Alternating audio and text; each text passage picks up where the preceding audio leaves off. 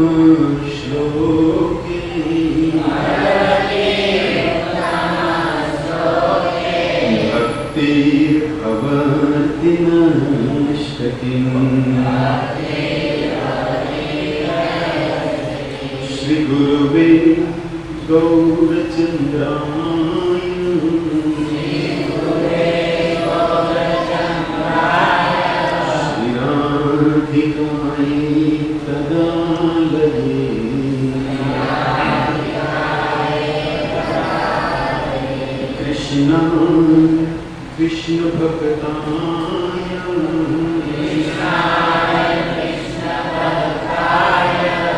तद्भक्ताय नमो नमः।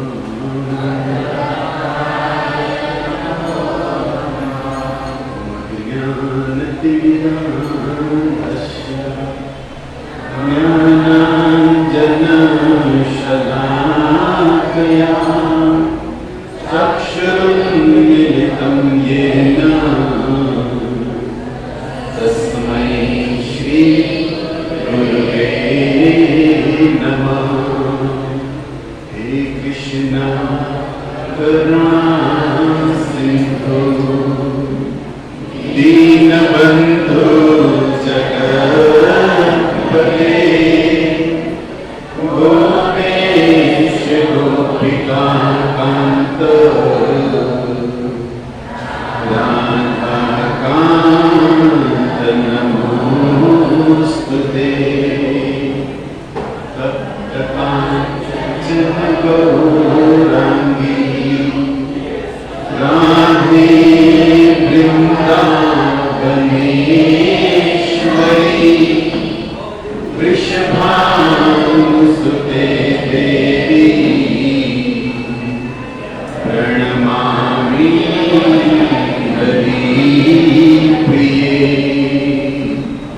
वञ्चाकल्पतरुभ्यश्च कृपा सिन्धुभ्येव च पतितानां पावनेभ्यो वैष्णवेभ्यो नमो नमः। जय श्री कृष्ण चैतन्य प्रभु नित्यानंद श्री अद्वैत गदाधर श्रीवासादि गौर भक्तवृंद। हरे कृष्णा कृष्णा कृष्णा कृष्णा हरे हरे हरे राम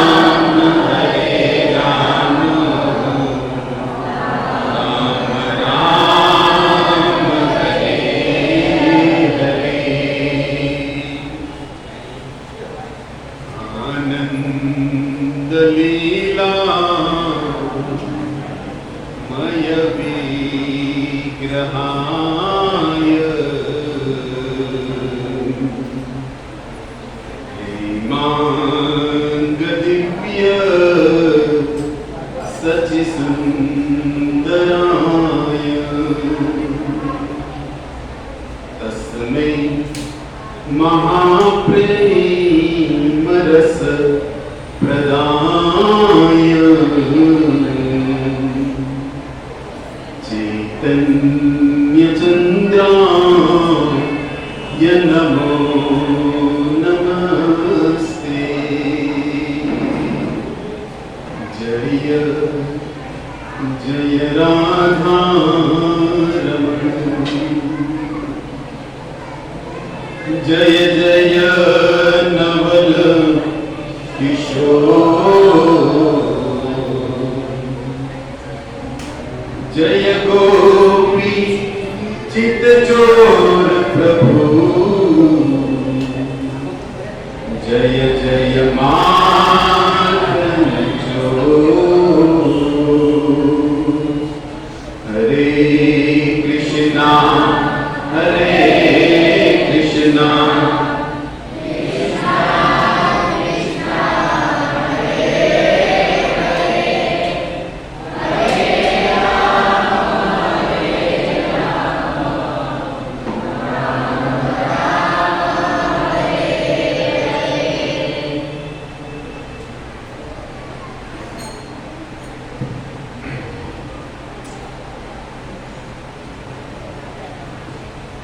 अंतर्राष्ट्रीय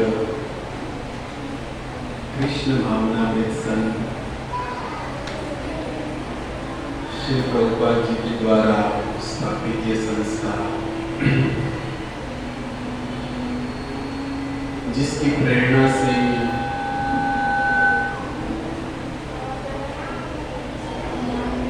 पिता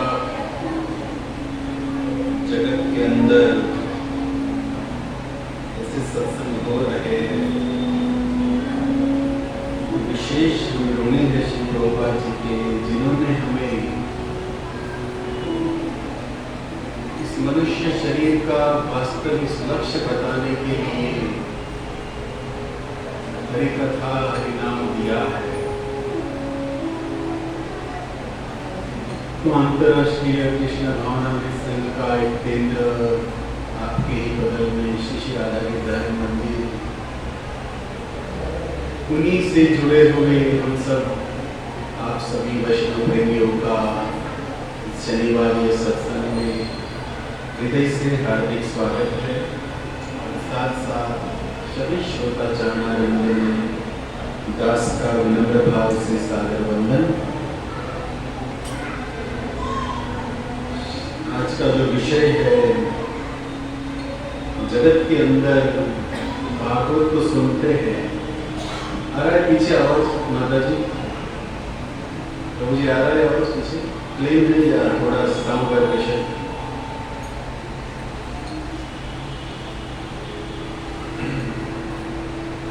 श्रीमद् भागवत के हम सुनते हैं, उस भागवत शब्द जो है उसको थोड़ा जानने का प्रयास करें।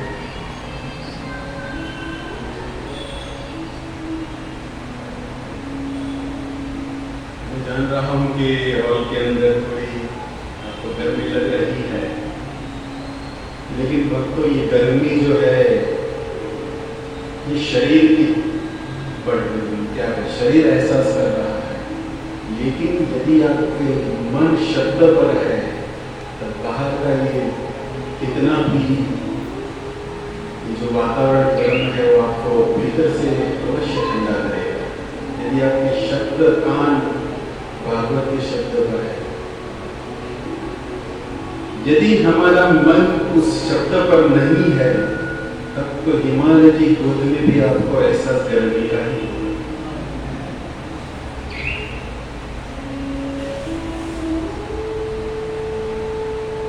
तो उस विषय को चालू करें उससे पहले नीलवर्ण प्रभु ने आपके पास एक श्लोक पहुंचाया होगा।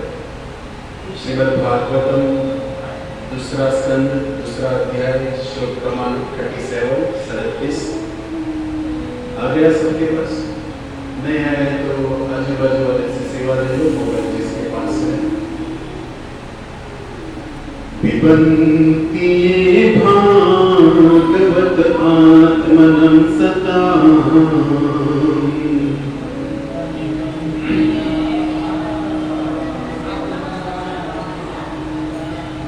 आ गया सबके पास श्लोक आ गया? पिबन्ति ये भागवत आत्मनं सताम्,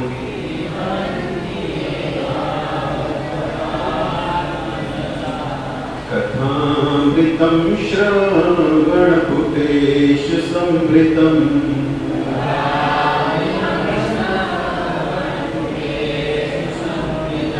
पुनन्ति ते विषयविदूषिताशयम्,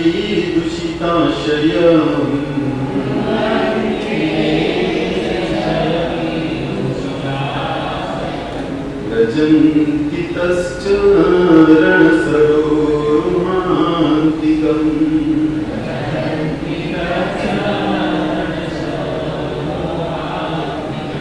पिबन्ति ये भागवत आत्मनं सताम्,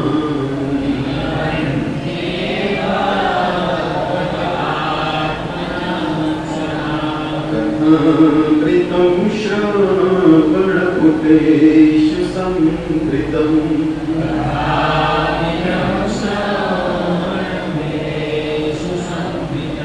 पुनन्ति ते विषयविदूषिताशयम्,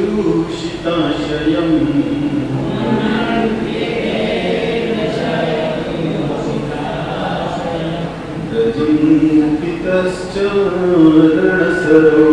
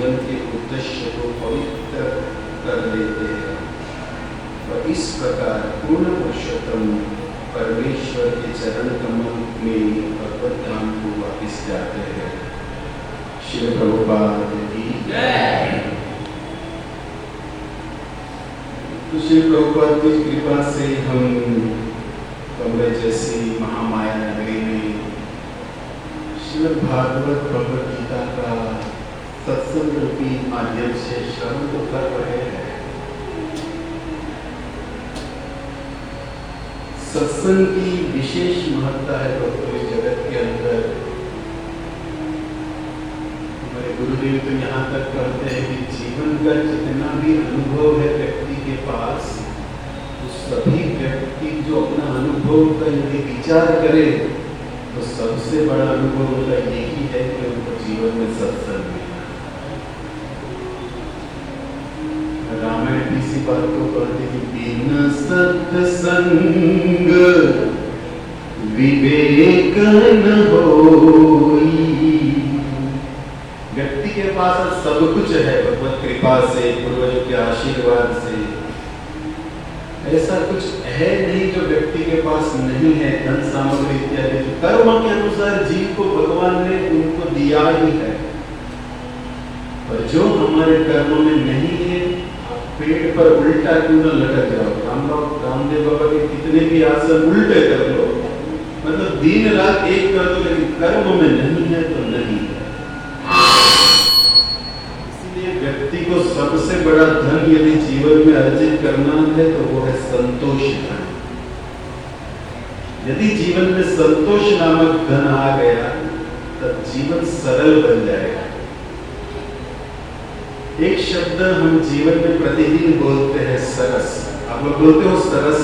अच्छा, ये ऐसा शब्द है भक्तों कि इस शब्द की जैसा हमारा जीवन होना चाहिए।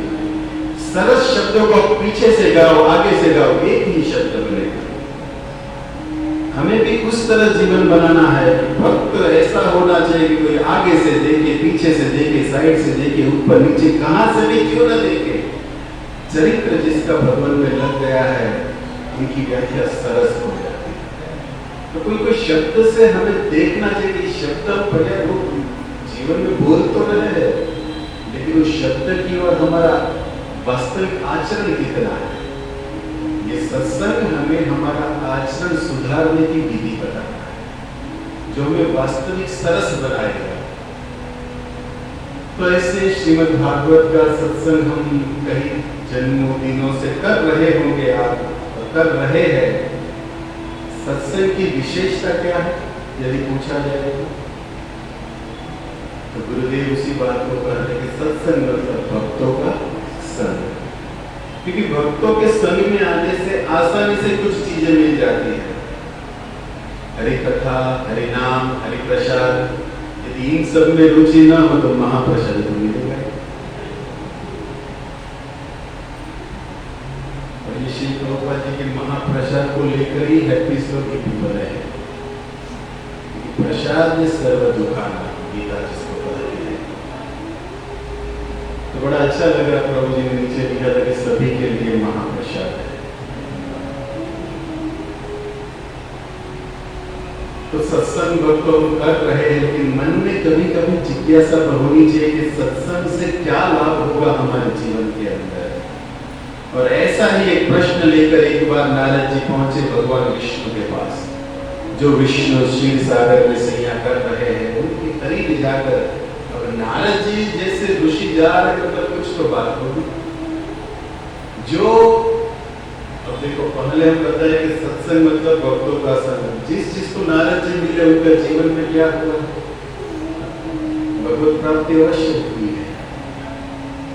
विभीषण की इसी बात को कहे हैं ना, जब हनुमान जी उनको मिले लंका के भीतर, माला संवाद जब हुआ, अब मोहे भारी भरोसा हनुमंता, बिन हरि कृपा मिलत नहीं सकता।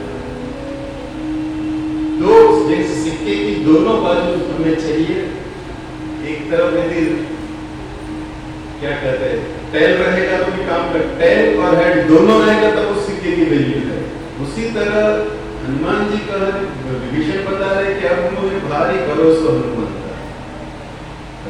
उसमें ऑटोमेटिक छिपा है एक बात कि भगवत कृपा है तब आप मिले।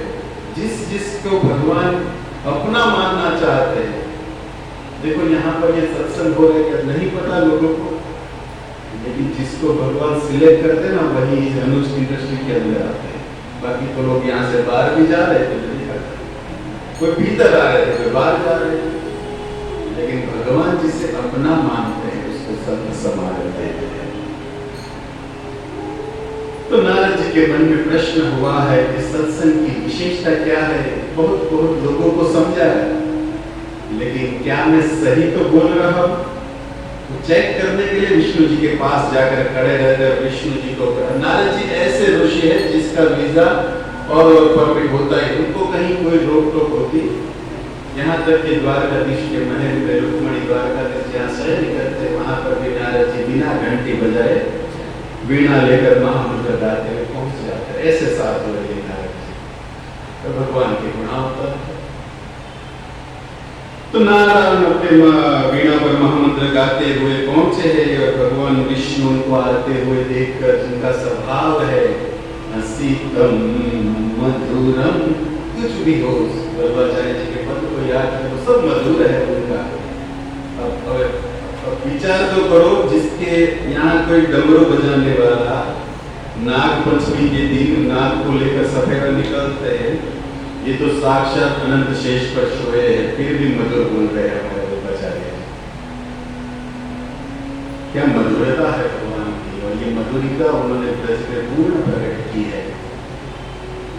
तो नारद जी भगवान विष्णु के समीप आकर खड़े हैं और भगवत पूछते हैं कि नारद जी आज इस तरफ यहाँ आने का प्रयोजन क्या है? तो कहते हैं भगवान एक मन में प्रश्न है कि जीवन के अंदर सत्संग को बहुत लोगों को सुनाया और किया भी है, लेकिन आज तक पता नहीं चला कि सत्संग की महिमा क्या है। आप लोग जान सत्संग की महिमा जानते? नारद जी को प्रश्न बन रहा है कि सत्संग की महिमा क्या है। अब भगवान तो जितना मुस्कुराते उससे और ज्यादा मुस्कुराने लगे, बोले कुछ नहीं, सिर्फ मुस्कुराए। भगवान नारद जी को कहते हैं कि नारद जी आप सत्संग की महिमा सुनने के लिए आए हो, लेकिन आपका उत्तर मैं अवश्य दूंगा, लेकिन आपको पहले कार्य करना पड़ेगा। बोले क्या महाराज, क्या करना है? यहाँ से उत्तर दिशा की ओर जाओ, एक बड़ा सा पेड़ है, उस पेड़ पर एक गिरगिट बैठा है, उस गिरगिट से जाके पूछ लो कि सत्संग की महिमा क्या है। अब देखो भगवान भेज रहे मतलब कुछ तो प्रयोजन होगा। नारद जी हमारे जैसे नहीं थे कि गुरु आज्ञा गुरुमुख पद्म वाक्य ना करिए, चित्त के अंदर धारण किया, भगवत शब्दों को धारण करके रुके भी नहीं, निकल गए तुरंत। और यहाँ तो गुरुदेव कुछ कार्य देते हैं तब चप्पल ढूंढने में आधा घंटा जाता है।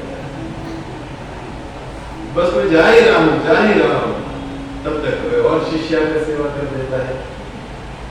लेकिन नारद जी भगवान के वाक्य को अपने हृदयस्थ करके निकले उत्तर दिशा की और वास्तव में एक बड़ा पीपल का पेड़ और उस पर एक गिरगिट बैठा है। और गिरगिट को देखकर कुछ, गिरगिट को तो समझते हो क्या? समझेंगे ना, गिरगिट जो रंग बदलता है उसने अपना स्वभाव छोड़ा, मनुष्य रंग बदल रहा है। सुबह कुछ और पहनते हैं, शाम को कुछ और होता है। ये हमारा रंग बदलना ही हुआ। भगवान ने हमें, आप सब गीता जानते हो ना, श्रीमद् भगवत गीता, उसके पीछे एक टाइटल और है प्रभुपाद जी ने लगाया, क्या है वो? As it is. हम आज तक एज इट इज से, श्री प्रभुपाद जी की गीता हमें एज इट इज से निकाल कर वास्तविक हमारा जो स्वरूप है उसको प्रदान करेगी। क्योंकि वैष्णव जो है वो रूप नहीं है। हम रूप तो धारण कर लिए, बड़ी सी कंठी माला, बड़ी सी चोली, उसके अंदर बड़ी सी 108 बड़े बड़े मटके वाली पारा लेकर, बड़ा सा चकाचक सफाया कर कर, चकास का धोती कुर्ता। श्री राम वृंदावन के अंदर जीवन कृष्ण प्रभु जी एक संत बता रहे थे, वैष्णव अब 400 रुपए में बन सकते हो महाराज। आओ श्री राम वृंदावन में लोही बाजार चलो, 10-20 रुपया रिक्शा वाले को दे दो, 250 की धोती ले लो, 100 रुपए का कुर्ता ले लो, कंठी लो, हम दिलवा देंगे 400 रुपए में। लोगों प्रभु जी करके प्रेरने के लिए महाराज वैष्णव तो 400 रुपए में बन रहा होगा, लेकिन उस वैष्णव के अंदर स्वरूप प्रदान कहां से होगा? या धोती गुणा पहनने से? वैष्णव जो है वो पेट शक्ति की वैष्णव है। साधु जो है वो किसी भी अवस्था में साधु है। किसी वेशभूषा से उनकी भक्ति को नहीं माप सकते। हमारे आज के सन्यासी, आप नाम जानते हो, परंतु गोपाल कृष्ण गोस्वामी महाराज है सन्यासी, लेकिन जिस देश में यदि कुछ इस तरह की पाबंदी है तो अपना ये भगवा वस्त्र निकाल कर पैंट शर्ट में भी महाराज प्रचार करते हैं। क्यों प्रचार करते हैं? लोगों को साधु बनाने के लिए। ये वैष्णव है। तो वैष्णव तो पेंट शर्ट यदि कुछ भी हो, लेकिन प्रयास है कि हम रूप नहीं, हम रूपानुगत है, ये बात है। लेकिन हम स्वरूप में, और हमारा स्वरूप है कि हम वैश्य है, शूद्र है, क्या है? महाप्रभु की उस बात को याद करें रथ यात्रा के प्रसंग को, गोपी भर के पद कमलयो दास दासानु, ये हमारा स्वरूप है। और स्वरूप को न जानते हुए प्राय दीक्षित शिष्य इत्यादि रूप में ही फंसा है। ये दुर्गति है। अगर रूप से बाहर आकर स्वरूप में प्रवेश करने की विधि है सत्संग। तो सत्संग के शब्द को लेकर नारद जी पहुंचे हैं और पूछ रहे हैं कि वास्तव में गिरगिट है। गिरगिट को पूछते हैं कि हे गिरगिट, सत्संग की महिमा क्या है? जब नारद जी के मुख से ये वाक्य सुना और गिर की कुछ न बोला, सीधा नीचे गिरकर नारद जी के पैरों में आकर गिरा और चटपटाते हुए अपने प्राण को त्याग दिया। अरे नारद जी के मन में और कौतूहल और सीधा दौड़ते हुए आए, भगवान विष्णु को बोला कि आप कहाँ भेजे हो महाराज? वो तो कुछ उत्तर दिया ही नहीं। जैसे ही सुना कि सत्संग की महिमा क्या है, आकर चरणों में गिरकर चटपटा कर गया। भगवान तो और मुस्कुरा रहे हैं। नारद जी की कुछ समझ रहे कि भगवान मुस्कुरा, पहले समझ लेकिन अब सीरियस बात में भी मुस्कुरा रहे। यही तो है श्याम सुंदर, कुछ भी हो। एक ऐसे ईश्वर है जो हमेशा मुस्कुराते हैं, न कोई अस्त्र, केवल मुरली धारण करते हैं। बाकी ये बात तो चली थी ब्रिटिश साम्राज्य के अंदर। भारत के अंदर इतने भगवान आज बन गए हैं, वास्तविक भगवान है कौन? भारत की जनता कंफ्यूज है, कौन है भगवान? तो भारत के सभी हमारे जो ये धर्म गुरु है, सब ने अपने अपने कोई माता जी का फोटो, कोई ये बाबा, ये देवी देवता, सबका फोटो रखा है। वो तो सामान्य बुद्धि वाला देख रहा है कि किसी के हाथ में अस्त्र है मतलब उसको भय है, भय है मतलब अस्त्र हाथ में है। जब श्याम सुंदर की फोटो देखी तब मुरली बजा रहे होते कि ये कुछ है जो केवल हंस रहे हैं। ईश्वर है मतलब किसी का डर नहीं, हो तो हमेशा ईश्वर हंसते हुए है। लेकिन प्रभुपाद जी ने बहुत अच्छी व्याख्या सिखाई। ये सब जो देवी देवता है मनुष्य के लिए पूज्य है, और वह भी भगवान की सेवा से ही जगत के अंदर नियुक्त है।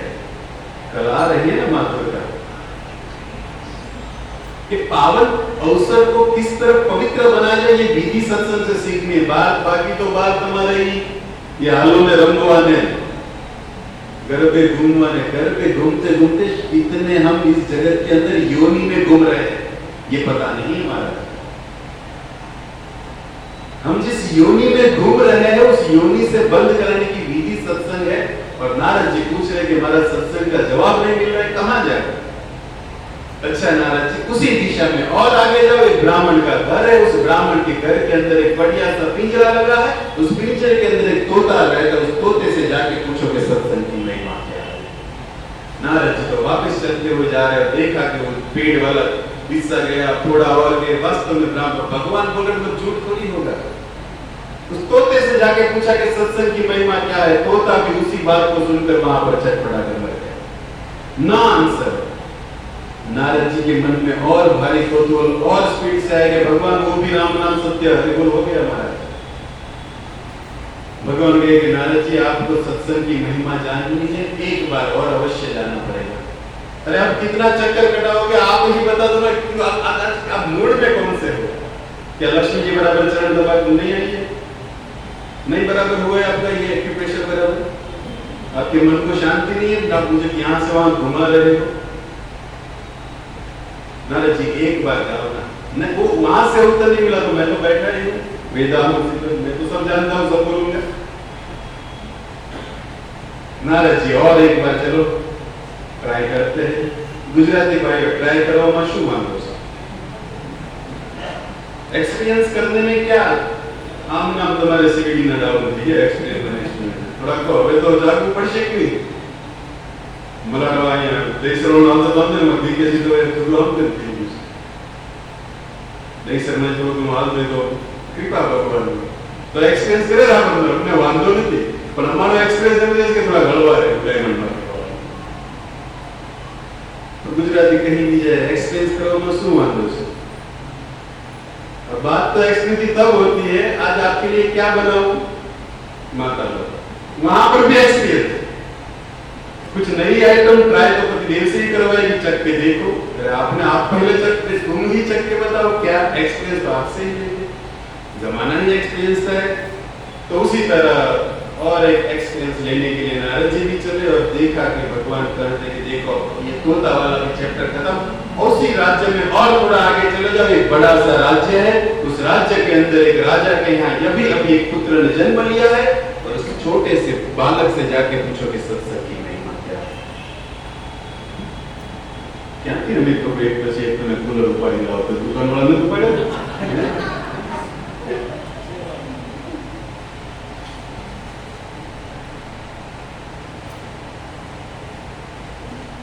हरे कृष्णा कृष्ण कृष्ण हरे हरे, हरे राम राम राम हरे हरे। तो उनका कूलर चलाने दो, आप शब्द का शीतल कर नारद जी के साथ घूम रहे हैं, हम भी सत्संग के मर्मों को जानने के लिए। और नारद जी को भगवान भेजे हैं। नारद जी गए उस राज्य के अंदर बड़ा सा उत्सव चल रहा है, क्योंकि उस राजा के यहाँ कई दिनों के बाद एक पुत्र की प्राप्ति हुई है। और जिन्हें पाणु घना टाइम थी नो बंधाण हुए, नया पाणु बनता है, एमना आनंद उत्सव हो समझाए गई बात है। प्राय लोग गुजराती समझते हुए हिंदी वाले गुजराती कह के अमुक वालों गुजराती में आता है, हिंदी में चला था। चलो, तो नारद जी वहां जाकर कहते हैं कि अब देखो पहला एक्सपीरियंस क्या हुआ, गिरगिट हरि बोल, तोता हरि बोल, और यहाँ पर तो उत्सव है। और प्रश्न ही ऐसा है कि जो इस प्रश्न को सुनता है वो लोग जा रहे हैं। आश्चर्य है आपड़े को नहीं, हम बोल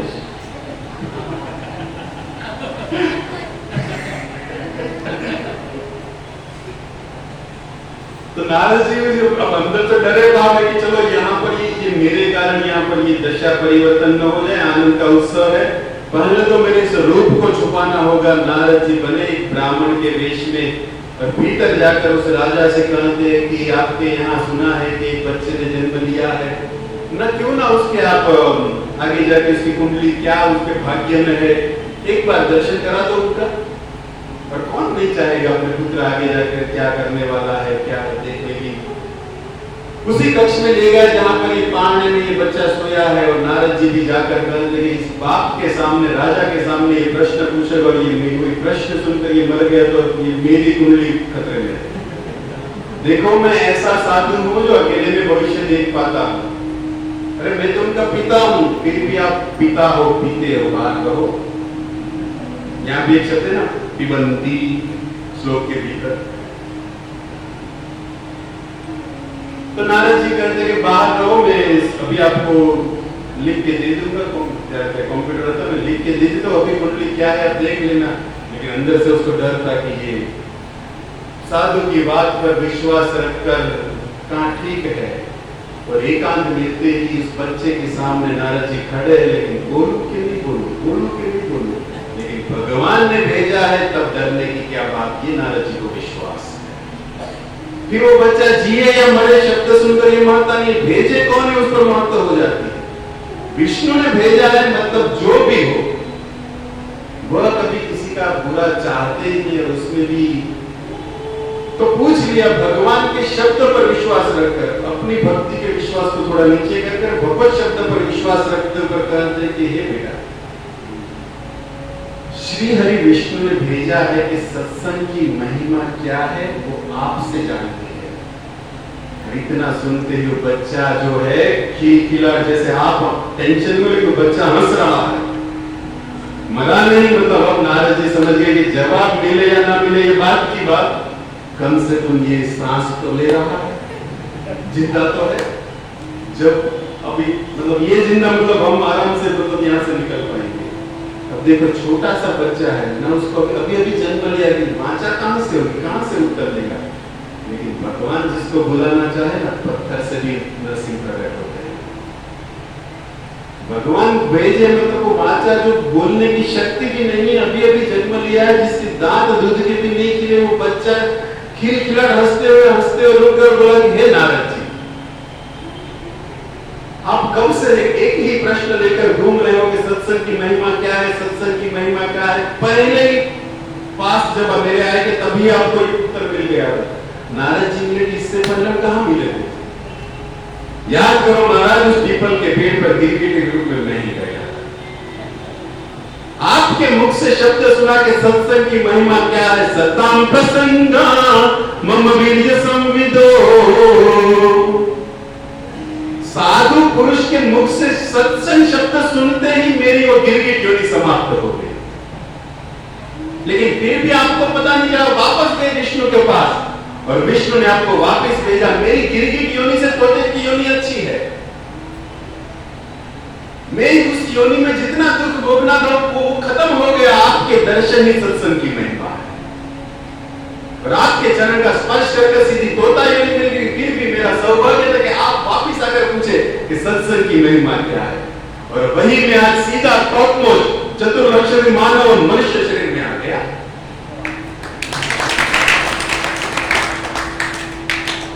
कहने की बात है कि आप जैसे साधु के दर्शन ही सत्संग है।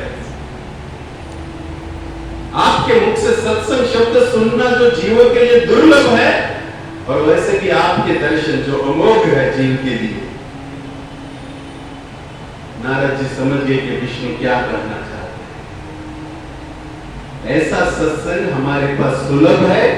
वैसे ही नारद जी जैसे जो घूम घूम कर लोगों को कृष्ण की ओर आकर्षित किए, ऐसे श्री प्रभुपाद जी के कारण हमारे पास ये सुलभ है। श्री प्रभुपाद जी की कृपा है कि हम भी पहले में है तो मनुष्य योनि में, लेकिन कार्य तो गिरगिट वाला ही करते हैं। रंग तो बदलते ही थे, उड़ते भी थे, तोता उड़ते ना, हम हवा में उड़ते थे, फर्क क्या हुआ है।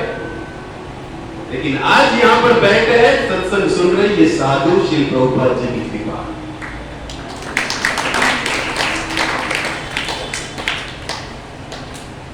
और ये भागवत भक्तों वो संहिता है।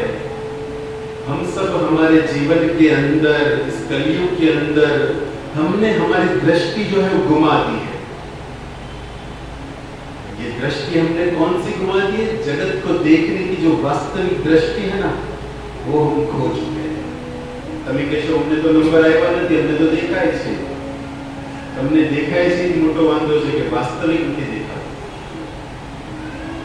और ये भागवत हमें सही दृष्टि प्रदान करेगा। प्रेमांजन भक्ति जो अश्रु के अंदर ये हमारी जो बहती है ना, और ये बहती हुई भक्ति जो नयनगल अश्रुधार है और टॉपमोस्ट भक्ति श्री प्रभुपाद जी की कृपा से हमारी आंखों के अंदर है, लेकिन उसको प्रकट कराते हैं ये भागवत। तो ऐसे भागवत को हम सुन रहे हैं, आप कहीं समय से सुन रहे हो। उस भागवत का सबसे पहला शब्द है श्रीमद।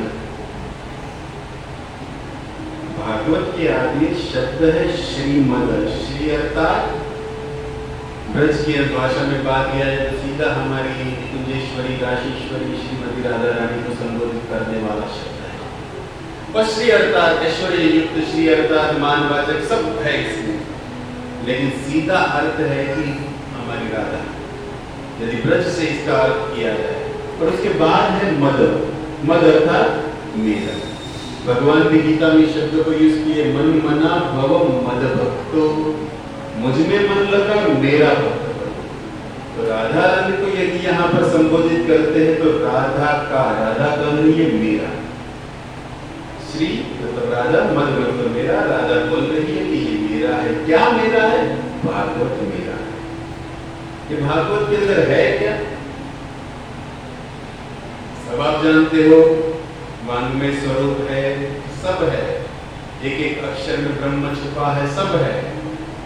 लेकिन उस एक एक अक्षर के अंदर ब्रह्म अपने नाम, रूप, गुण, लीला इत्यादि से छुपे हुए हैं। और उस धन को श्रीमती राधा रानी कह रही है कि ये मेरा धन है। ये भागवत एक धन है और राधा रानी कह रही कि ये मेरा धन है।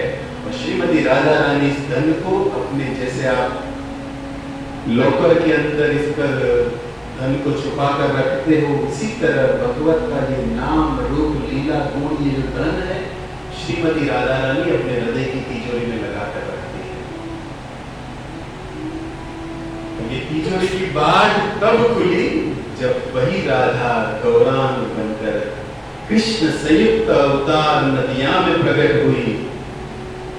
अब देखो, आप कई बार आप सुने भी होंगे, आपको रिमाइंडर याद करा दूं कि यमुना के भीतर यदि आप स्नान कर कर निकलते हो तो आपकी पालों से या आपकी धोती से जो जो बिंदु गिरता है वो पानी नहीं, वो यमुना ही है। मान लो आप यमुना के अंदर डुबकी लगाकर बाहर आकर किसी की यहाँ विचरण करते हुए जा रहे हो, तो आपकी सारी या धोती जो भी आपने गमछा इत्यादि पहने है, उससे जो बिंदु टपकते हैं उसको क्या पानी कहोगे या यमुना कहोगे? प्रश्न क्या है? अब यमुना से निकलोगे तो यमुना ही है, बिंदु के रूप में है। है नदी के रूप में, लेकिन अब बिंदु के रूप में बह रही। उसी तरह श्रीमती राधा रानी के अंदर जो ये भागवत रूपी धन जो लगा है, और ये भागवत रूपी धन को धारण करकर हमारी श्रीमती राधा रानी श्रीधाम वृंदावन यमुना के पुलिन तट के ऊपर द्वादश वनों के अंदर कृष्ण स्मरण को जब विचरण करती है ना, तब अपने पालों से ये कृष्ण बिंदु का ऐसा सिंधु बहाती है जहां पर महा सुखदेव जैसे महा मुनि भी उनके अंदर अपना गोता लगाते हैं। ये बस समुद्र है भागवत, जो राधा हृदय से बहता है। और ये करुणा रूपी बाढ़ तब आ गई जब वही राधा श्री गौरांग बनकर कृष्ण संयुक्त होकर पूरे जगत को योग्यता विचारे किछु नहीं पाए करुणा सार।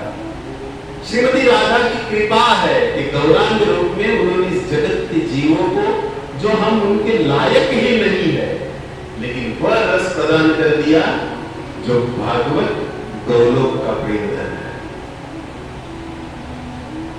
और इसको किसने गाया? उसी श्रीमती राधा रानी के हाथ में विराजित उनके ही शुक्र अवतार हमारे सुखदेव जी, जो तोते के रूप में नित्य राधा रानी के पाम भाग पर विराजते हैं। इसको श्रीमती राधा रानी ने भागवत विधि सिखाई। लीला शुकोशो वृषभान जाया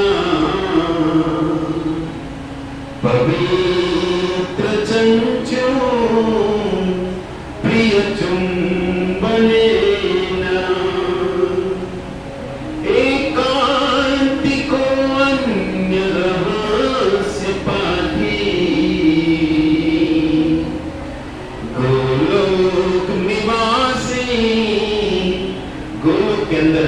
करने वाले जो सुखदेव गोस्वामी है, जो राधा के वाम भाग पर विराजते हैं, उसको श्रीमती राधा रानी ने अपने हृदय में छुपा हुआ जो ये नाम है कृष्ण का जो ये भागवत धन है, उसको बड़े ही प्रेम और आदर भाव से सिखाया है। कुछ बातें सीक्रेट होती है।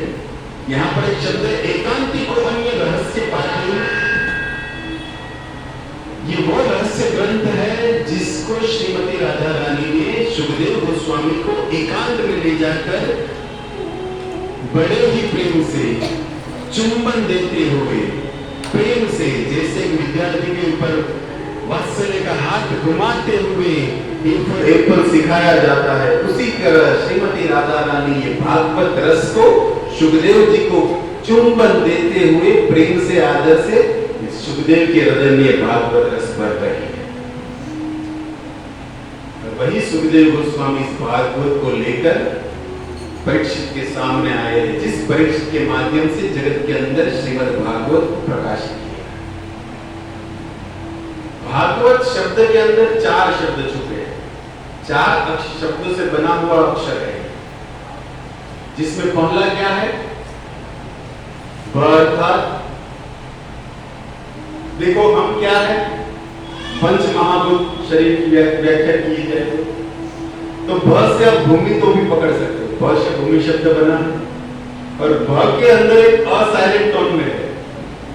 भ के अंदर आप मानो या ना मानो अ छुपा हुआ है, और अ से अग्नि निकलती है। हमारे शरीर का विकार भी आप सुन रहे हो साथ साथ में। भागवत अक्षर को हम सुन रहे, उसके साथ शरीर जिस अंश से बना है पंच महाभूत, उसको भी विवरण हो रहा है। भ से भूमि, भूमि के साथ अ छुपा हुआ अग्नि भी है। दूसरा शब्द क्या? भ के बाद वायुमंडल याद करो, पृथ्वी जल अग्नि वायु भी है। उसके बाद गगन मतलब आकाश, पृथ्वी के अंदर है, शरीर के भीतर भी है।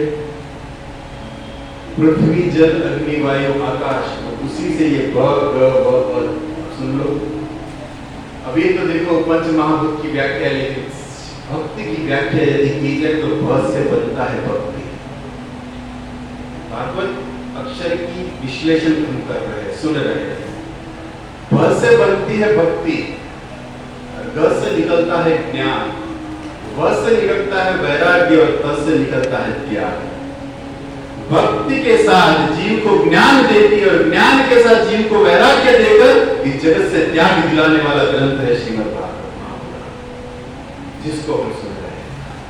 अब भ के कारण भक्ति के अंदर देखो, एक अक्षर को यदि समझने बैठे तो भ से भक्ति शब्द तो बना, तो भक्ति की व्याख्या क्या है? ब में, त में, ग में बाद में प्रवेश करेंगे। हमें आपको त्याग नहीं सिखाना है, पहले भक्ति में बढ़ते हैं। त्याग को अंतिम शब्द बन जाएगा।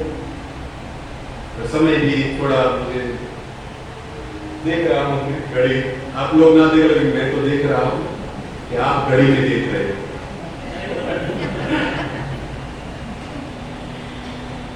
समय समय की सब बात है।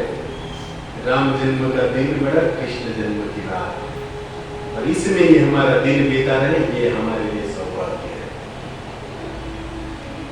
आज लोगों के हाथ में घड़ी है, समय देखते हैं, किसी के पास समय है नहीं। और भगवत कृपा से हमें समय मिला है तो उसका थोड़ा सदुपयोग कर लीजिए। महाप्रसाद तो लिखा है, वो तो कहीं जाने वाला है नहीं। तो बहुत से निकलता है भक्ति, और भक्ति की विधि हमारे रूप गोस्वामी का आश्रय है। ये आप लेते हो, सुनते हो। अन्याभिलाषित शून्यम ज्ञान कर्मंधनाभितम अनुकूले कृष्णानुशीलनम भक्ति उच्चतम सर्वोपाधि विमुक्तान, कई बातें है। और सबसे सरल व्याख्या कर दी जाए तो भक्ति अर्थात भगवान की प्रेम पूर्वक सेवा, डिवोशनल सर्विस। अब सेवा तो आप भगवान की करते ही होगे अपने अपने समय अनुसार। भगवान श्री कृष्ण के विग्रह को देखना भी उनकी सेवा है। मान लो हम हमारे हाथ से यदि अगरबत्ती नहीं घुमा रहे, मान लो उनके लिए प्रसाद नहीं बना रहे, किसी कारणवश नहीं हो रहा है समय इत्यादि के चलते, लेकिन आंख हमारी उगड़े या नरसिंह मेहता ने याद करी है, सीताराम देखो, उस भगवान को देखना भी भक्ति है। क्योंकि हमारे नवम स्कंद क्या कहे, अमरीश महाराज के बात को यदि याद, सबे मन कृष्ण पदार विंदयो, मन को यदि कृष्ण में आविष्ट करना है तो पहले कृष्ण को देखना होगा। सुनकर भी मन कृष्ण में आविष्ट होता है, जैसे हमारे रुक्मिणी मैया का हो गया। लेकिन सुन तो हम रहे हैं, आप भागवत सुन रहे हो तो भगवान को सुन रहे हो, और सुन के हुए सीधी भगवान में यदि मन जाए तो जिसके विषय में सुनते हैं ना, उनको देखने की इच्छा होती है। किसी भी वस्तु के विषय में सुनना मतलब मन उसके अंदर प्रविष्ट होना, मतलब आंखों से उसका दर्शन की लालसा बढ़ना, यह सत्संग है। और उस आंखों से उस कृष्ण को देखना, ये आंखों के द्वारा भक्ति। तो कहीं भी हम रहे, कृष्ण को देखने की यदि हमें आदत बन गई तो हमारा जो ये प्रतिदिन जो हम जीवन के लिए भगवत कृपा से उठ रहे हैं ना, वो उठना सफल हो जाएगा। आंख हमारे उगड़े थे, सीताराम देखो आप विधि जो जीवन में आवड़ी गए, यदि ये हमारे जीवन का अभ्यास बन गया कि जिसने आंख खोली है उसको पहले देखो, न व्हाट्सएप देखो। आंख हमारी उगड़े थे, व्हाट्सएप देखो, पेपर, वो कहां जाने वाला है? वही संसार का जो कल रात का छूटा हुआ सुबह का मैसेज, वही तो वही है। और बड़े ही प्रेम से सुबह उठते ही क्या भेजा है फ्रेंड, वो दिखाते हुए सबसे पहला कार्य उस सुविचार के अंदर अप्लाई नहीं होते, दूसरे को पास करते। व्हाट्सएप जीवन में जब चलो आपके पास कोई अच्छा विचार आए, व्हाट्सएप के अंदर मानो अच्छा विचार आपके पास किसी मित्र ने आपको भेजा, तो दिल पर हाथ रख के बोले जीवन में अप्लाई करना जरूरी है कि किसी को जल्दी फॉरवर्ड करना जरूरी है? प्राय फॉरवर्ड करते, लेकिन हम तो ऐसे टीस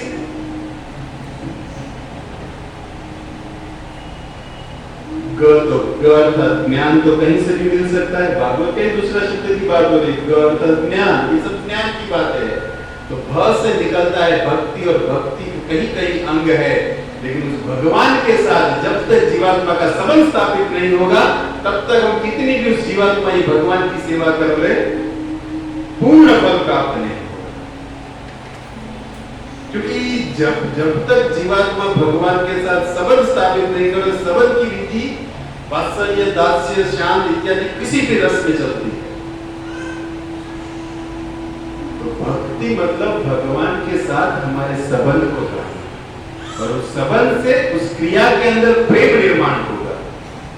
क्योंकि भक्ति के साथ एक शब्द है, और भगवान भी इसी बात पर डिमांड किया ना गीता के अंदर, पत्र पुष्पम फलम तोयम, भक्ति के साथ दिया होगा। और भक्ति शब्द की व्याख्या रूप गोस्वामी ने प्रेम पूर्वक सेवा की है।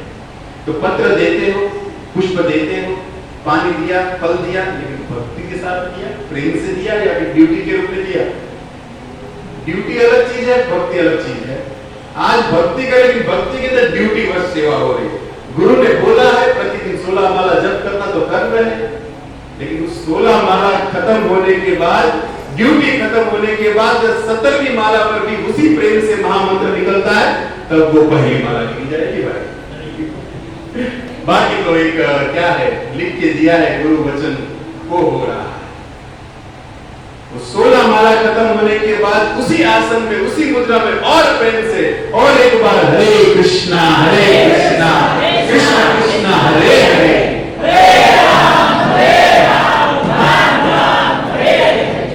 यह हमारी भक्ति है। बाकी तो ड्यूटी है। तो प्राय भक्ति के अंदर ड्यूटी में तो नहीं है ना, ये देखना होगा।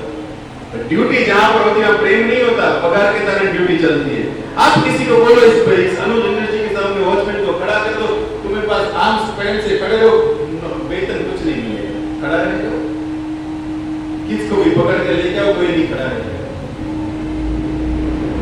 तो हम भी यदि ड्यूटी के रूप में भोग बनाना है, देना है, इसलिए नहीं, प्रेम से भगवान के साथ, क्योंकि तभी प्रेम होगा जब तक वो मेरा लाला है, मेरा प्रियतम है, मेरे घर का स्वामी है, तब तक उस संबंध के चलते प्रेम निर्माण। इसीलिए भक्ति तो हम कर रहे हैं, भक्ति के अंदर विधि है संबंध को स्थापित करना, जो शांत वात्सल्य दास किसी भी रूप में आप कर सकते हैं। ऐसे ही हमारे श्रीधाम वृंदावन के अंदर आप बांके बिहारी मंदिर की देखे भी होंगे, सुने भी होंगे, जहां पर हमारे बगल से विधिवन से जो प्रकट हुए हैं हरिदास, जिनको प्रकट किए हैं, तो बांके बिहारी मंदिर के अंदर प्रतिदिन शाम को भगवान को जब शयन कराया जाता है, तब भगवान को प्रतिदिन वहां पर दूध का भोग लगता है। क्योंकि वात्सल्य भाव के पुजारी और भगवान ब्रज के अंदर मेरा लाला है, दूध पीकर सोए, प्रियतम है, दूध पीकर सोए, किसी भी भाव में आप समझ लो, लेकिन वहां पर नियम है कि बांके बिहारी को दूध का भोग लगता है शयन लगाने से पहले। उसके बाद मंदिर के किवाड़ बंद होते हैं। प्रतिदिन ये विधि हो रही है, लेकिन हुआ ऐसा कि एक दिन पुजारी कुछ कारणवश भूल गया दूध लगाना, भोग लगाना दूध का, उनको आदत है दूध पीने की। कहां से दूध आए, कैथोलिक को पता है, प्रतिदिन एक ही दूध वाले से दूध आ रहा है। दूध वाला तो अपनी सेवा करते गया था, पुजारी को भी ऐसा नहीं कि दूध नहीं लगाना है, लेकिन कुछ कारणवश भूल गए, और भगवान उस भूल को इतना बड़ा जड़ा नहीं माने, मेरा ही है, मेरा ही सेवक है, भूल गया, चलो कोई बात नहीं। निकले स्वयं मंदिर को छोड़कर बाहर, एक बालक के और ब्रज वृंदावन के अंदर उस बांके बिहारी के थोड़ा मन से स्मरण कर लो उस गलियों का, जहां पर ठाकुर जी चले पहुंचे श्रीराम वृंदावन, उतर कर उस बांके बिहारी की गलियों में मन पहुंच रहा है। हमारा तो काम है आपको मन से वृंदावन में घुमाना, कथा के माध्यम से। आओ, फूल वाला बैठा है, आलू टिक्की वाला बैठा है, पानी पूरी वाला पर बैठा है, और वहां पर एक शब्द लिखा है कि ऐसा कोई सगा नहीं जिसको हमने ठगा नहीं।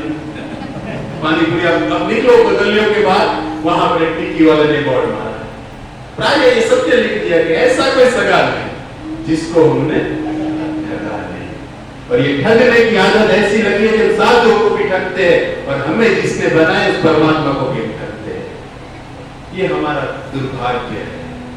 किसी भी बात को विश्लेषण देखना होगा कि कहना क्या चाहता है। ब्रज में कोई भी वाक्य लिखा, उसके पीछे कुछ मर्म है।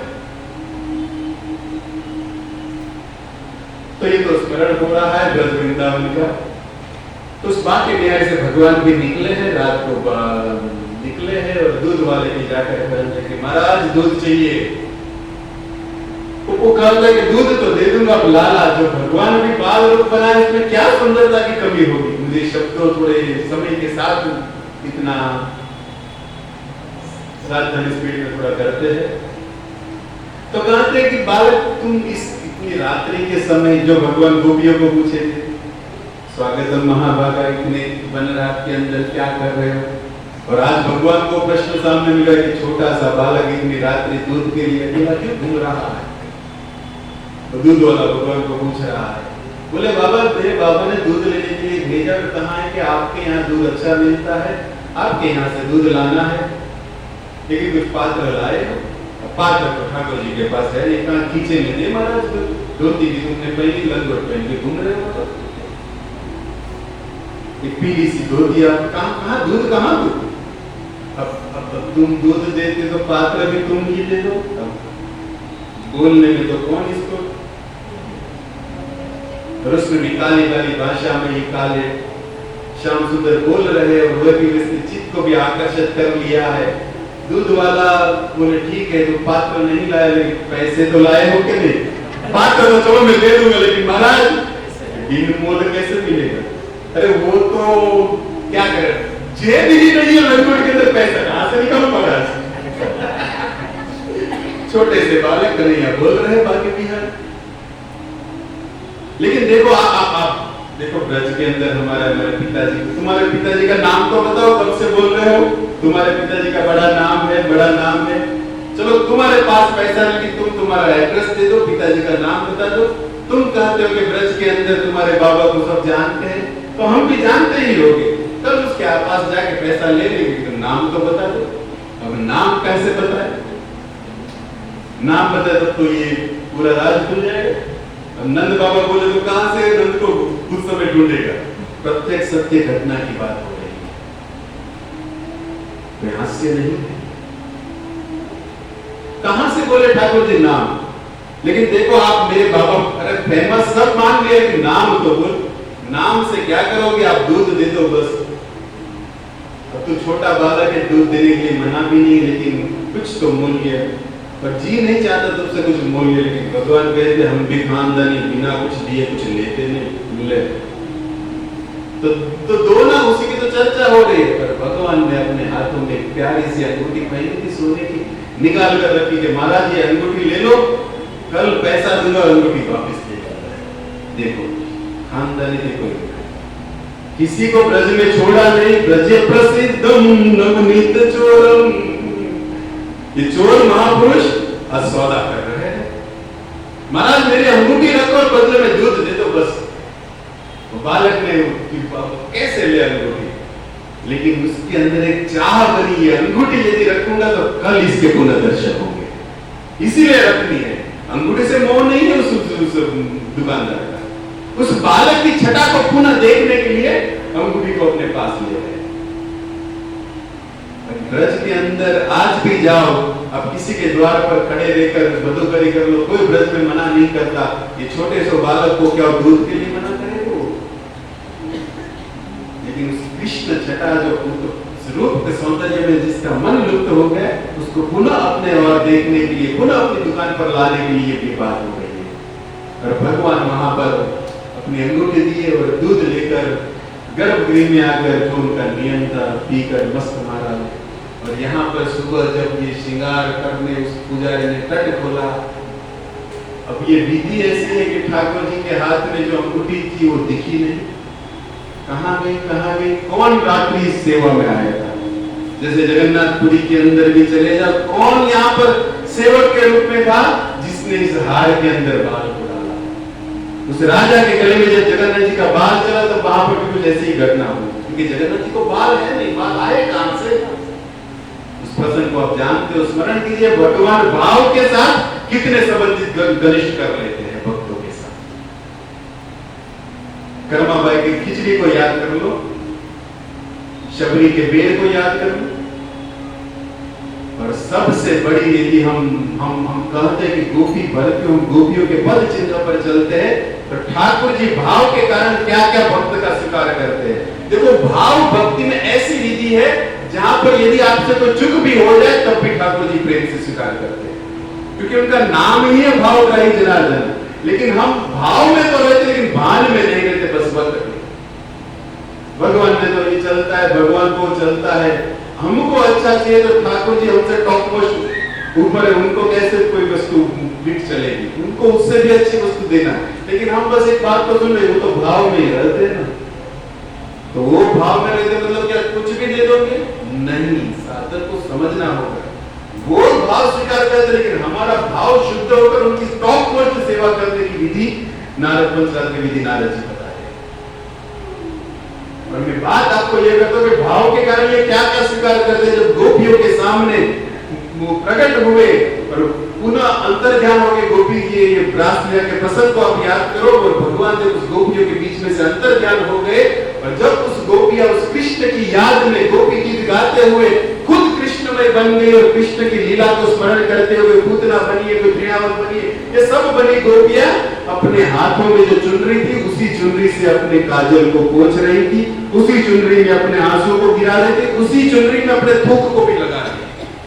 क्योंकि जब आंखों के अंदर जब हृदय में विरह होता है, जब आंखों से अश्रु गिरता है और मुंह से लाल टपकती है, टॉप मोस्ट अष्टविकार की बात है जो गोपियों को हो रहा था कृष्ण विरह। और ऐसी चुनरी उसे भरे हुए जब ठाकुर जी उस गोपियों की मनोदशा को देखकर पुनः प्रकट हुए उस गोपियों के बीच में, तब उस गोपियों ने अपनी ये जो चुनरी थी जिसकी दशा पहले गई थी, थूक से भरिए, लाल से भरिए, उसी का सिंहासन सब गोपियों ने बनाया, उस पर ठाकुर जी विराजमान। जो सिंहासन पर विराजते हैं वो कहां विराजे? ऐसी दशा पर जो गोपियों की थूक से भरी। भगवान भाव के कारण क्या स्वीकार कर लेते हैं, ये विधि है। तो यहां पर उस अंगूठी को देखा कि ठाकुर जी के प्रतीति पहना है नहीं, कहां गई, और उस पुजारी को बुलाया कि महाराज मैं बात ही नहीं है, क्योंकि उस वहां से कुछ होता ही नहीं, लेकिन अब गई तो गई कहां? और देखा कि बाजू में एक बर्तन पड़ा है दूध का, ये विठलनाथ वाली बात हो गई। अभी संत चोगा मिला ने केला दिए तो उसी समय खा लेना चाहिए ना, क्यों उस गर्भ विठल के गर्भगृह में जाकर खाए विठल जी? अब चोखा मिला की करना यदि जानकर, ऐसा ही प्रसंग हो रहा है यहाँ पर। अब दूध ले लिया, पी तो उसी के द्वार पर पीकर आ जाना चाहिए, ग्लास को साथ में लेकर क्यों गर्भगृह में गए महाराज? ग्लास यहाँ पर पड़ा है मतलब कोई तो अंदर आया होगा।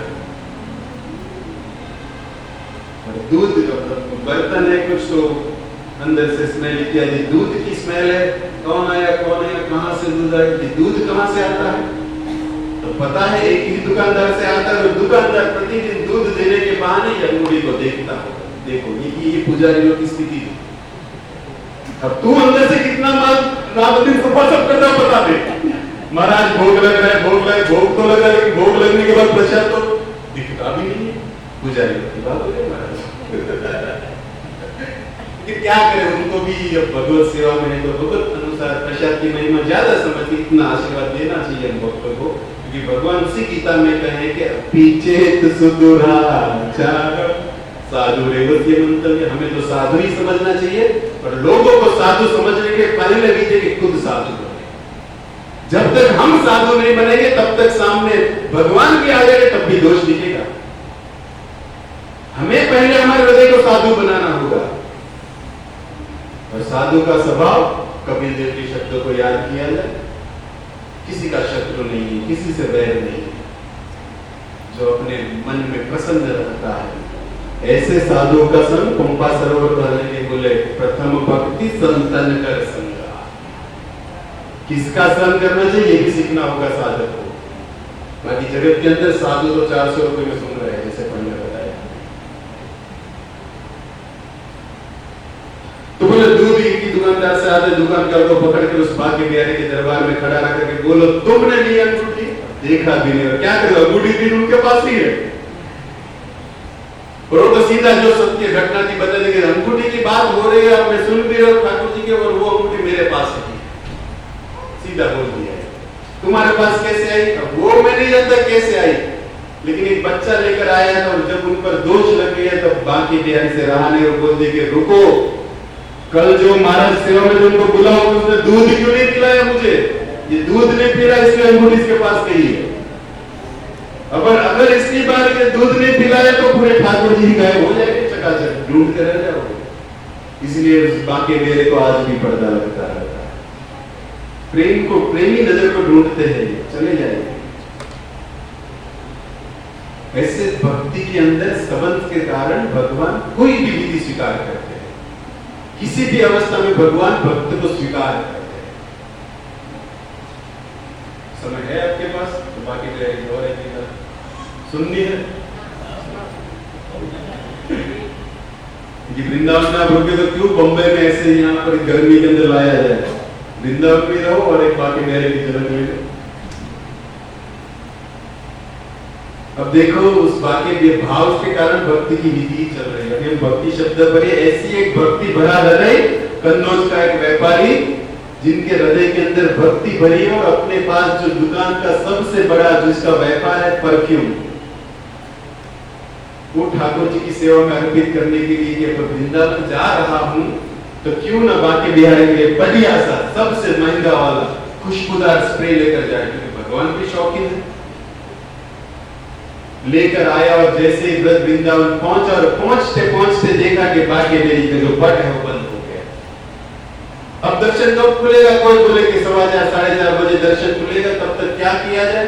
बोले कि निधिवन जो है खुला है, जो कभी बंद नहीं होता। निधिवन में जाके जहां से ये बाकी बिहारी प्रकट हुए, अब वहां पर जाकर जब साध्या इत्यादि करो, वहां पर महात्मा उसका संग करो, तब तक 4:30 बजे तक ये मंदिर खुल जाएगा। आना और अपना जो सेवा लेकर आए वो अर्पित कर देना। और उस कन्नौज का जो ये आज का कानपुर, ये भी सत्य घटना है।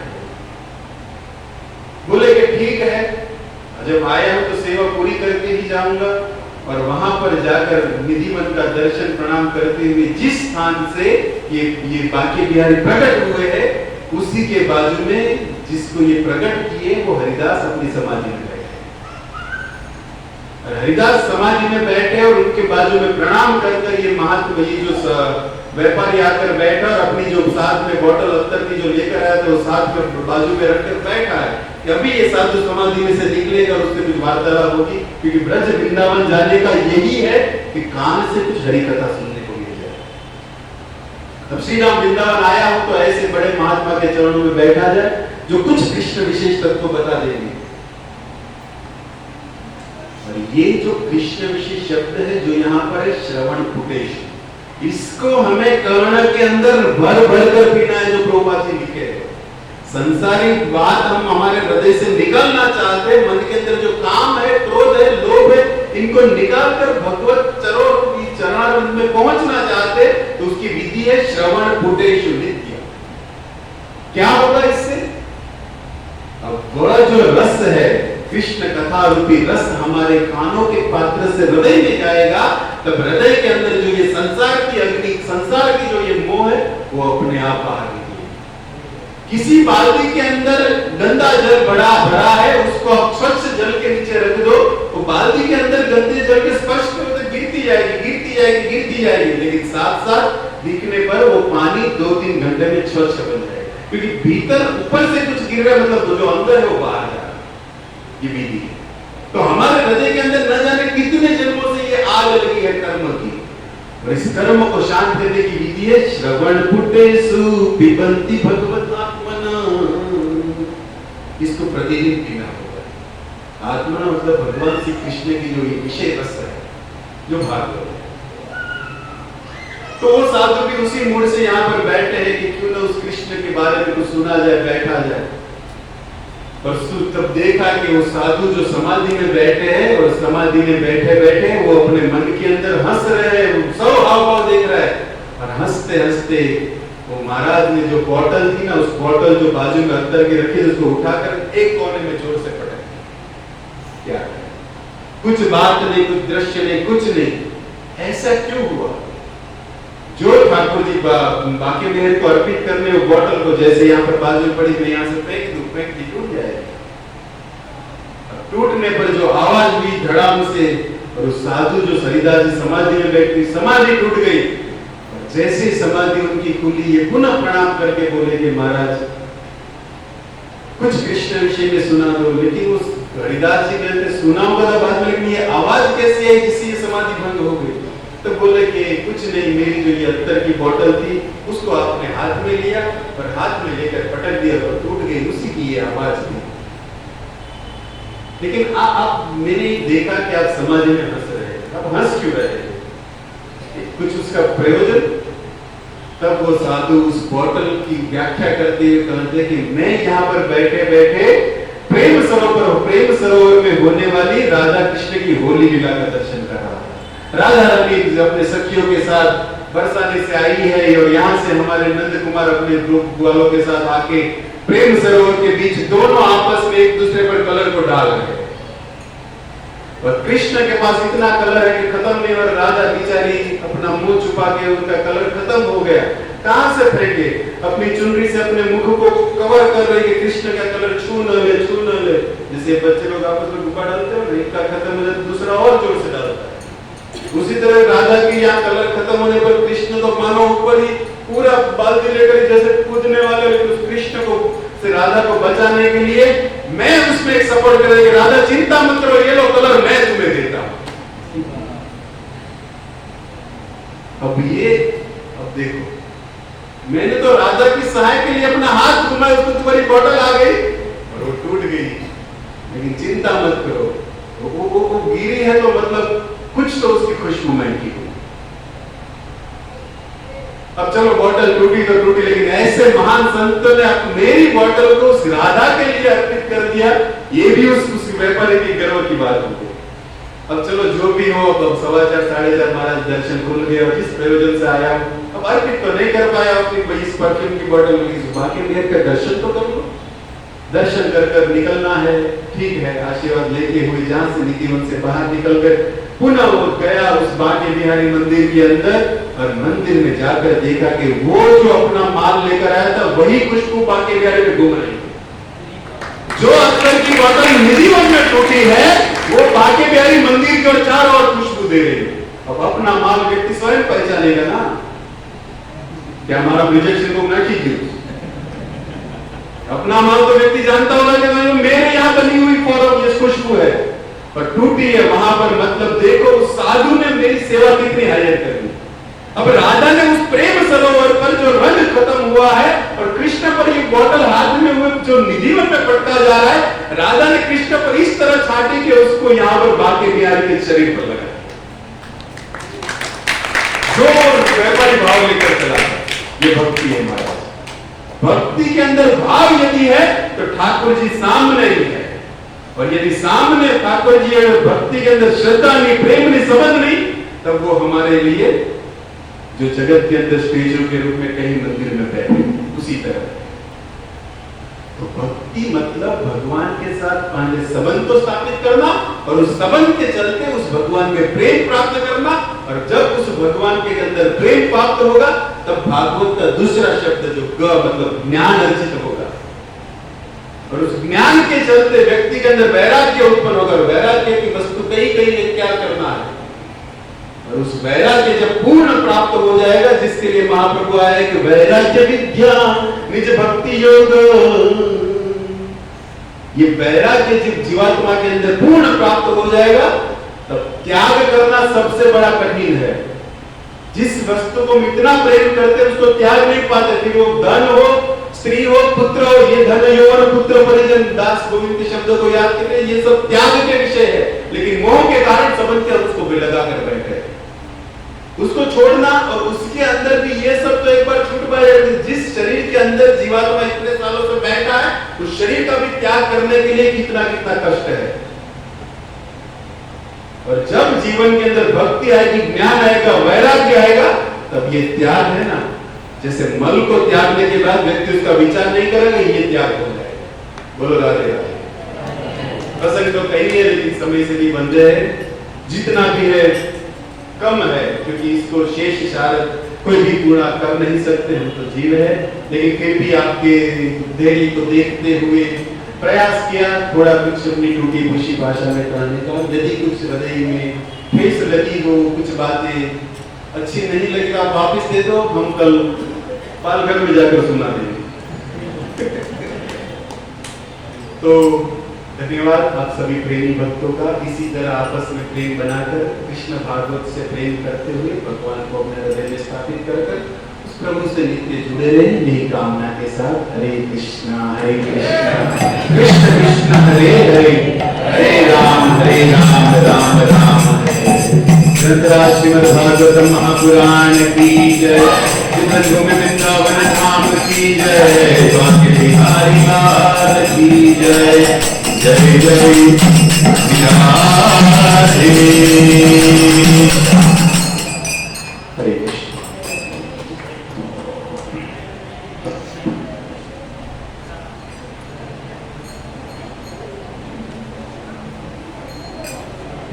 हरे कृष्ण। हरे कृष्णा कृष्णा कृष्णा हरे हरे, हरे राम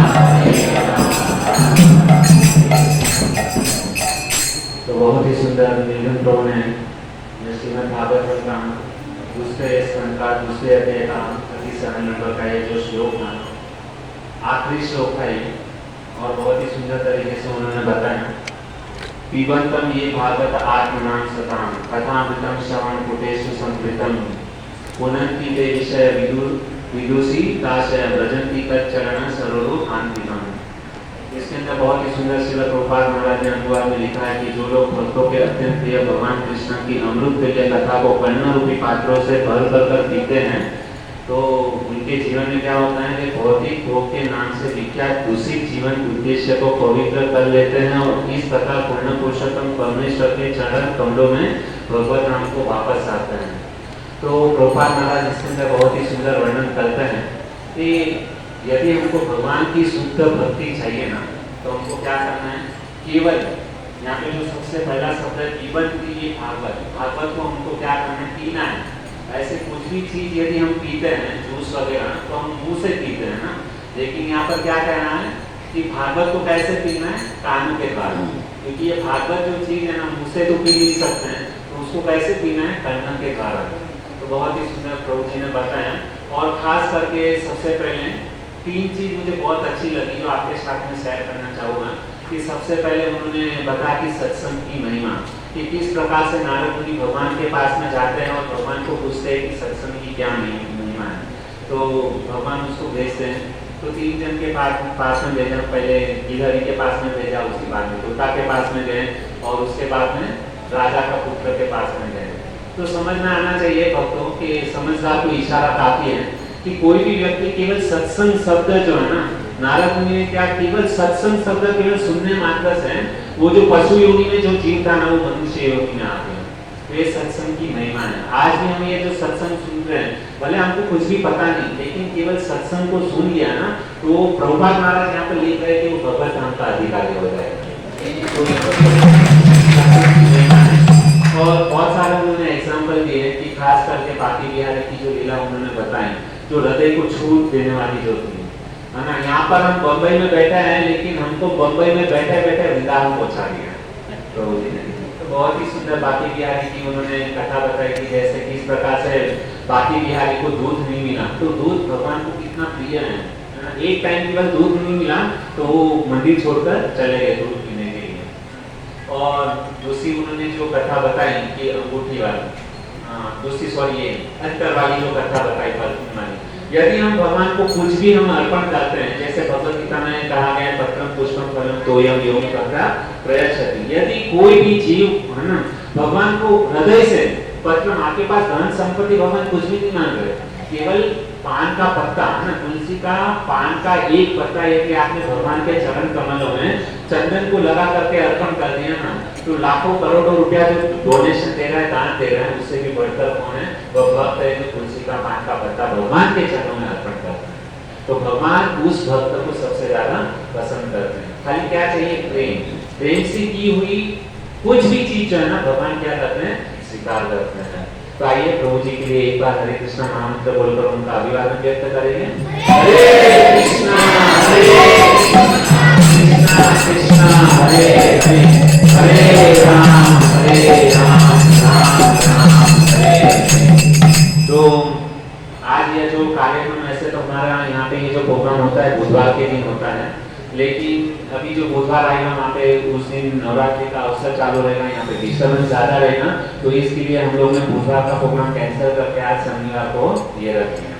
और आज बहुत ही परम पावन सुंदर दिन है कि देखिए जो पितृपक्ष चल रहा था, तो पितृपक्ष का आखिरी दिन है ना। तो आज के दिन यहाँ पर बहुत सारे लोगों भक्तों ने अपने पितरों की पितरों को मोक्ष प्रदान करने के लिए, भगवत धाम प्रदान करने के लिए हम सब वैष्णवों के लिए बहुत सुंदर तरीके से यह कथा का आयोजन किया। देखिए कथा तो हम लोग को प्रदान की, लेकिन उसके साथ में प्रसाद भी हम लोगों को क्या कर प्रदान कर रहे हैं। और यही वास्तविक में क्या है, सच्ची श्रद्धांजलि है, सच्चा श्राद्ध है कि कोई भी व्यक्ति अपने पितरों की तृप्ति के लिए वैष्णव को बुला करके यदि भोजन करवाता है, इस प्रकार से सत्संग का आयोजन करता है और कथा को सुनता है, तो उनके पितरों निश्चित रूप से भगवत के धाम में जाते हैं, है ना। तो आज का ये जो प्रसादम जो है, सबसे पहले केशव चंद्र प्रभु, भरत प्रभु और लब्ध भक्ति प्रभु और राजऋषि प्रभु, ये 4 भक्तों ने मिल करके आज का प्रसादम उन्होंने स्पॉन्सर किया है। तो आइए इन चारों भक्तों के पितरों की तृप्ति के लिए हम क्या करेंगे, हरे कृष्ण महामंत्र बोलकर उनका अभिवादन व्यक्त करेंगे। हरे कृष्णा कृष्णा कृष्णा हरे हरे, हरे राम राम राम हरे हरे। और अंतिम कि देखिए हमको पता नहीं कि हमारे पितृ लोग कहाँ पर है ना, कौन सी गति में हमको देखने के लिए नहीं है, लेकिन जो भी गति में हो, है ना, समझो हम कुछ गलत गति में है, नरक लोक में भी अगर है, तो हम सभी भक्त लोग अपने अपने पितरों के लिए भी क्या है, उनके उद्धार के लिए, उनकी मुक्ति के लिए हम भी क्या करेंगे, उनके लिए हरे कृष्ण महामंत्र बोलकर उनको फल प्रदान करेंगे। हरे कृष्णा कृष्णा कृष्णा हरे हरे, हरे राम राम राम हरे। हाँ, ये आप सभी भक्तों से निवेदन है कि आप सभी भक्त लोग व्हाट्सएप ग्रुप से जुड़े रहिए। जो भक्त इस व्हाट्सएप ग्रुप में जुड़े नहीं है, कृपया करके अपना नंबर जो है ना नीलवर्ण प्रभु को दे दें, ताकि हम आपको आगे का जो प्रवचन कार्यक्रम सत्संग का जो है ना, आपको एड्रेस और टाइमिंग वो सब आपको व्हाट्सएप द्वारा बता सकें। तो आपका जो भी नंबर है, जो व्हाट्सएप ग्रुप में नहीं है दहीसर काउंसिल ग्रुप प्रोग्राम के अंदर, तो वो नीलवर्ण प्रभु से कांटेक्ट करें। और जो ये ग्रुप में हम जुड़े हैं, तो आप लोगों से एक निवेदन किया है कि हम सभी भी ग्रुप में मैसेज डालते हैं, तो एक दिन पहले आप बता दें कि आप लोग कितने लोग आने वाले हो, ताकि हमको प्रसाद का पता चले, है ना। हम नहीं चाहते कि यहाँ पे कोई भी भक्त, एक भी भक्त जो है ना बिना प्रसाद के रहे। हम आप सबकी बहुत अच्छी तरीके से सेवा करना चाहते हैं, सबको मतलब भरपूर मात्रा में प्रसाद मिले। तो लेकिन आपसे निवेदन यही है कि आप जब भी प्रोग्राम में आओ, तो उसके पहले आप मैसेज डाल दो कि हम लोग इतने भक्त आए हैं, ताकि हमको प्रसाद के अरेंजमेंट का पता चले, ठीक है। हरे कृष्णा। और अभी नेक्स्ट जो बुधवार को प्रोग्राम नहीं होगा नवरात्रि के कारण, और आगे का प्रोग्राम कैसे होने वाला है वो आपको मैसेज द्वारा बताया जाएगा, ठीक है। हरे कृष्णा। सभी के लिए प्रसाद है, कृपया करके